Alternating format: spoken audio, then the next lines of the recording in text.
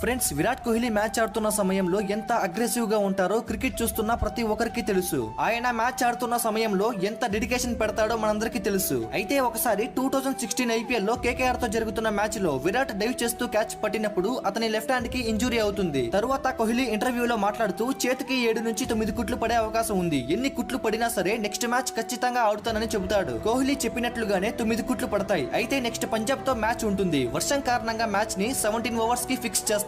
ప్రపంచంలోనే ఏ ప్లేయర్ చేయలేని సాహసం చేస్తూ చేతికి 9 కుట్లు పెట్టుకుని 8 సిక్స్లు 12 ఫోర్లతో విరుచుకుపడి ఆ మ్యాచ్ లో కోహ్లీ 50 బంతుల్లోనే 113 రన్స్ కొట్టాడు. ఈ వీడియోని చూస్తున్న వాళ్ళలో కోహ్లీ ఫ్యాన్స్ ఎవరున్నారో గర్వంగా కామెంట్ చేయండి.